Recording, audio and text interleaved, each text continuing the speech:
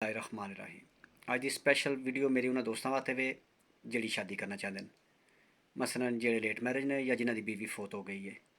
मेरे भाई तुसी रिश्ते वास्ते परेशान ना हो, लेकिन कम अज़ कम अपने हल भी वेखो। जिस तरह के तुसी होवोगे इस तरह के तुहानू रिश्ता मिलेगा। मेरे भाई शादी करने वास्ते थोड़े पैसे खर्चने पैंदे ने।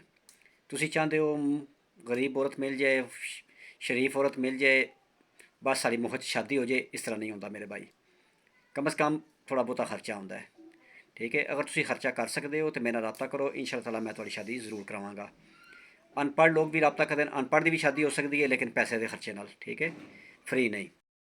भाई अगर तुम इस गल से एग्री हो तो तुम मेरा रबता कर सकते हो। थोड़ा ताल्लुक किसी भी जात बरादरी नाल तो परेशान होने की जरूरत नहीं। तुम पाकिस्तान चो, यूरोप चो, अरब ममालिक चो, तो फिर भी मेरा रबता करो।